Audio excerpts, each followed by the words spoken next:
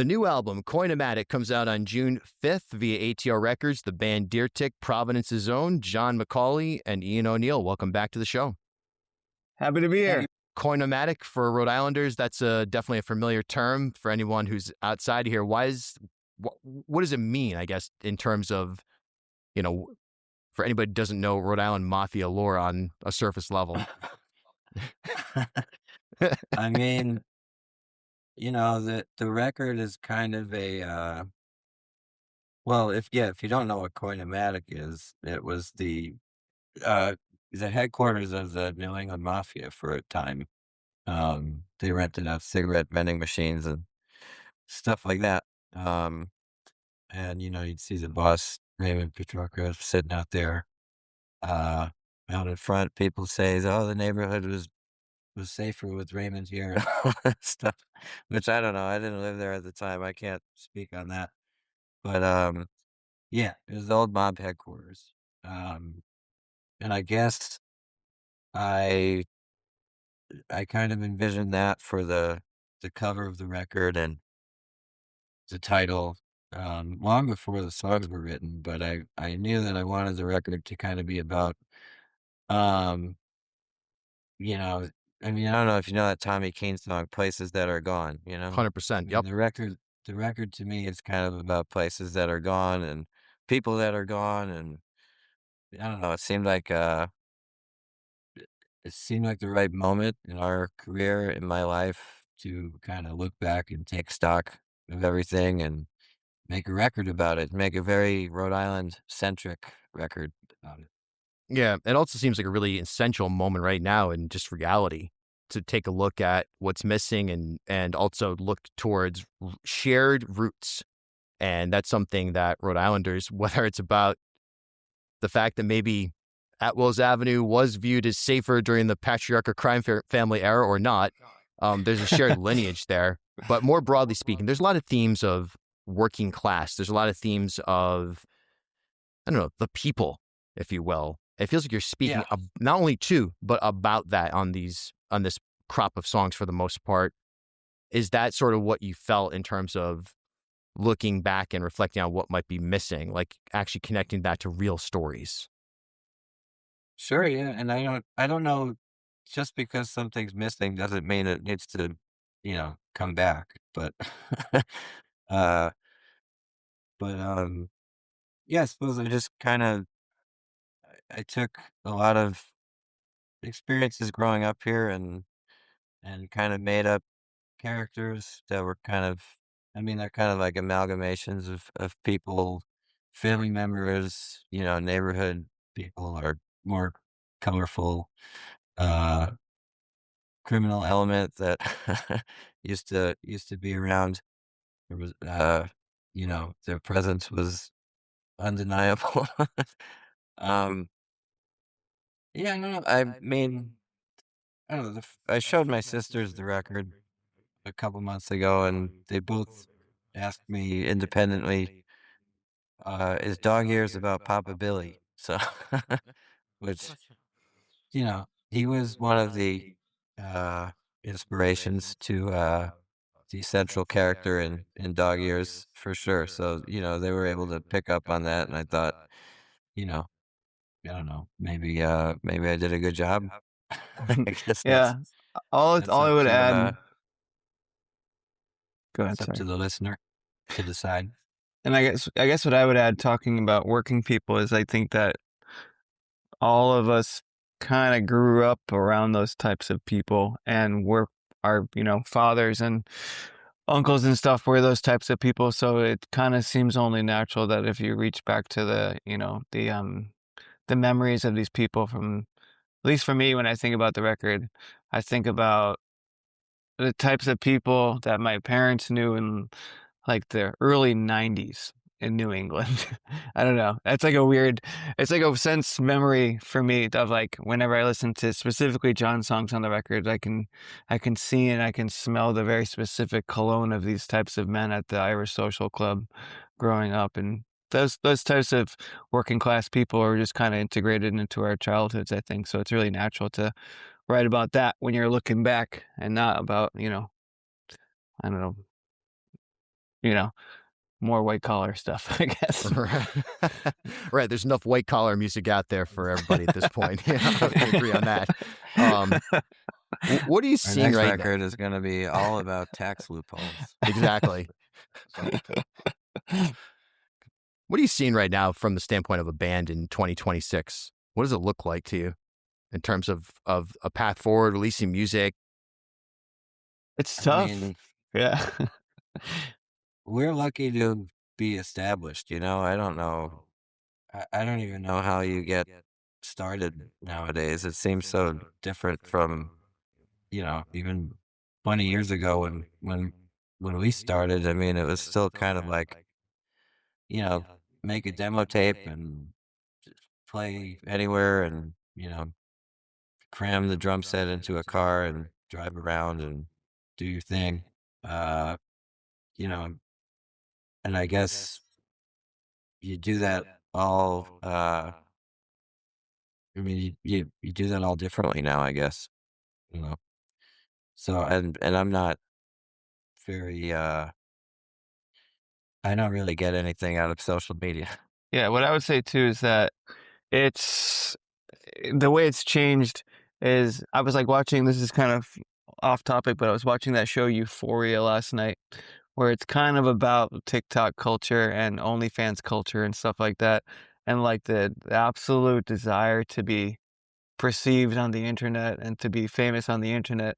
And I was just like looking at the parallels of how the music industry has changed. And I was thinking about how it's like it's become such a huge part of like our day-to-day energy to spend time like finding new ways to promote your music, and because that's all we want is for people to hear it. And it's not that, I think the biggest challenge people have now, especially if you're just starting out, is that there's people who control these algorithms that decide who hears what. It's not just like the way it used to be, and not to sound like a crank, but like the way it used to be was that like if you put in the footwork enough, you would get your music in front of more and more ears. And then that's like a really linear and understandable way to, like, if I work and I'm decent enough, then I can have some measure of success in doing what I love to do.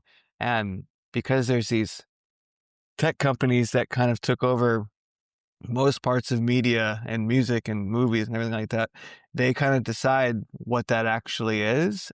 And that's a really, I think even for big people who are like managing bands and stuff like that, everybody's like overcoming new obstacles every single year. Right. Which And is, then but I'm not complaining.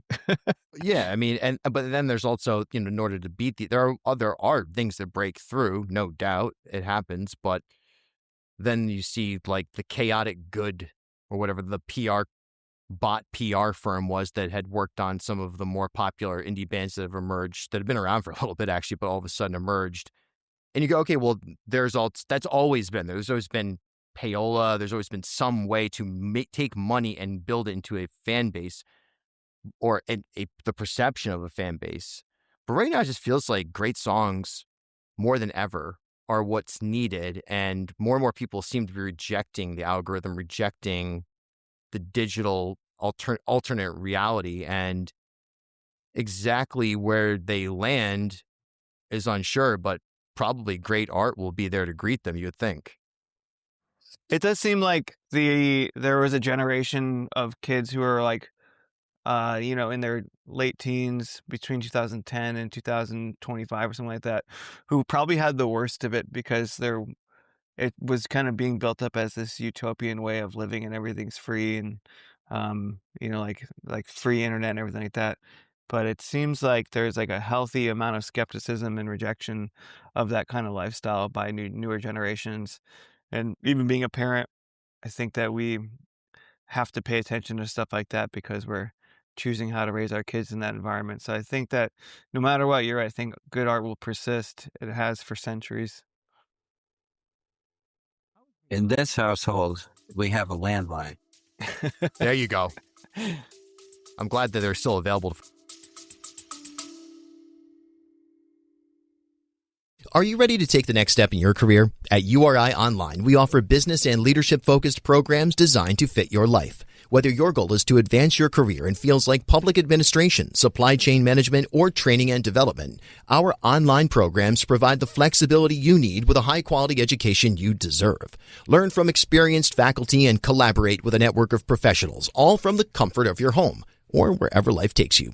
Visit uri.edu/online to explore programs and start building your future today.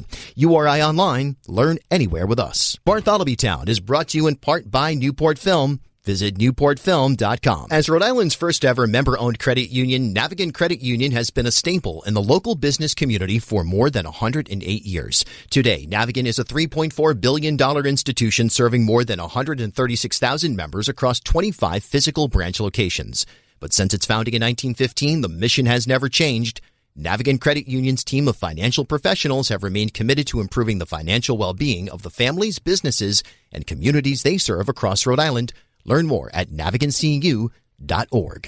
Bartholomew Town is brought to you in part by Waterfire Providence. Visit waterfire.org. Half Street Group brings a new generation's perspective to leadership, communications, strategic public relations, and digital marketing. Half Street helps organizations and leaders take control of their own stories and manage their reputations.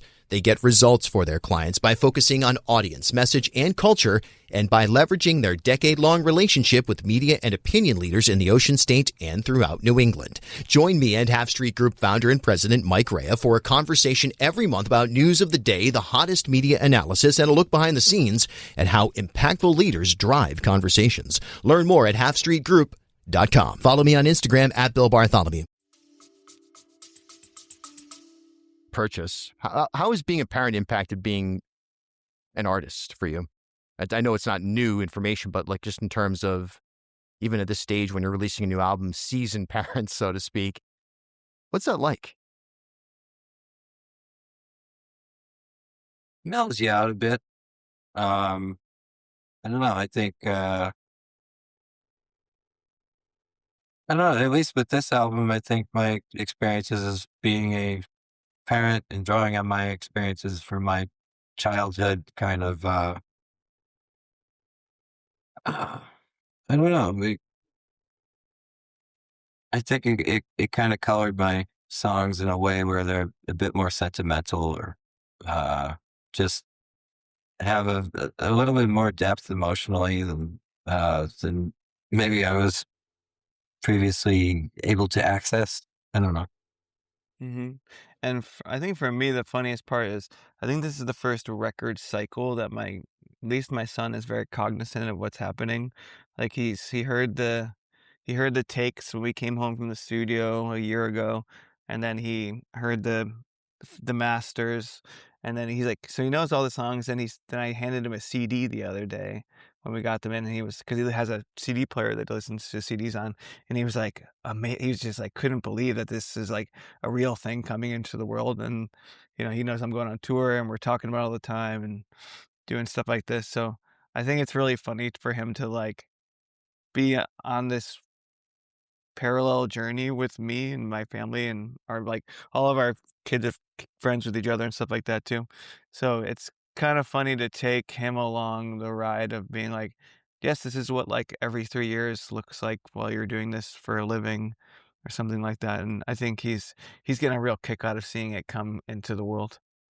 That's amazing. That kind of one last question that you mentioned there, the 3 years, and it's so interesting because Deer Tick as an operation has been very much an album cycle band as long as I've been following you, which goes back to, I don't know, probably I think like 2007 or 8, is when it began. Obviously there was a demo period and shifting and so on and so forth. But, I just remember it like you were in the album cycle. So Born on Flag Day came out. I think there was a Brooklyn vegan scenario where there was like, it seemed like there was a big campaign happening, boom, on the radar. And you've just been very much that cycle band. And it feels like a very healthy relationship to have as a listener to the band. But now you mentioned in an internet era where people are being told, no, dude, you got to release a single every like 4 weeks or whatever and completely reinvent yourself. It's a total contrast. What's your advice to anybody out there in terms of just making stuff and having that sort of more disciplined, long view of it versus I need to have this out tonight? and then do it again next week. I I think you got to do what works best for you. And what works best for us is making albums. I don't want to make. I don't know. I'd rather write a song and hang on to it for a while until I have enough songs to, they all complement each other, and uh, I can. I don't know. I feel like music like that just makes a bigger statement, I suppose. I mean, I don't, unless you're writing like, I don't know, unless you're Bruce Springsteen writing, Streets of Minneapolis or something. It's like, uh, we're just not, we're just not a band that makes singles, I guess. I don't know. Well, that's the funny part is I think that we do really. I think the only reason we've stuck around as long as we have and will continue to, is because we do. The older we get to, we take our time with the records and the songs more and more, and we let them gesticulate for really long periods of time. And while we're touring and while we're, you know, doing whatever we do in between record cycles, so I think that the impact is felt deeper when we can release them that way. And I would say like the process of people like putting out, like we can just put out a single like you're saying like every 4 weeks or whatever, just to stay in people's feeds and algorithms constantly. That's, I understand like the industry impulse to do that, but I also think it feels like very impulsive behavior in general. It almost feels like an addict's behavior where like you need do you know what I mean? Where it's like you need like the dopamine hit, and your career needs the dopamine hit constantly. And I think that while it could be, it could be a really good path for a lot of people to have some kind of mainstream success or whatever. I think that it feels gross to me, not that there's anything wrong with that approach, but I think that for the way that our band operates, especially as like a 4-piece democracy with 3 different songwriters and 4 different musical minds, that it's important to us to take our time. And like, I love the idea of kind of road testing material too. Like, I don't like, with our new album, we didn't go out and play every single song in front of an audience yet, but we've kind of, over the past year or so, we've thrown in a couple new songs here and there, and it's like, it helps the process for me to kind of to see an audience react in real time rather than read a comment section. Like, I want to kind of work out the kinks live and not, yeah, I don't know. It would feel weird to me to just keep recording kind of music like piecemeal and just putting it out without, getting some experience with it first. Yeah, or having a bigger picture in mind too. I think that this album, John having a concept for it for years in the process, and then us taking our time to put it together and having band meetings about it with notes and everything like that. I think it does make a deeper, more lasting impact, and I think that ultimately matters to us more than constant attention. Right. Like, wow, I've got 9,212 shares of this new single, but then it feels confined to social media in a way as well. Like, that's the victory.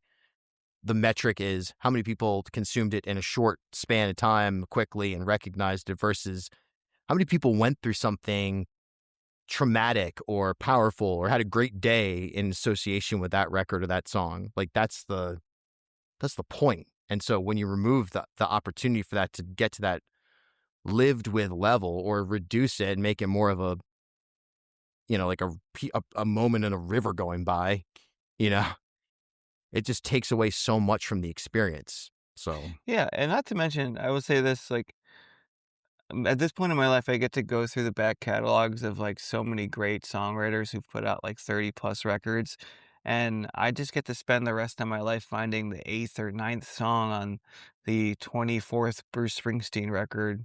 And it brings me a lot of joy just to be able to like have these like meaty catalogs of these bands and these recording artists that I enjoy, and I would be so bummed to look back on history and see that Bruce Springsteen put out 4 songs a year as singles, and not have like a statement of like of intent of where that person was at that point in their lives, which is why I think I relate to like so many, you know, middle-aged rock and roll singers right now in my life, because I'm getting to that age, and I feel like I can look to like, you know, the late 80s, early 90s, Bob Dylan, Bruce Springsteen, whatever, Paul Brady records, and be like, I see myself in these people at this point in time.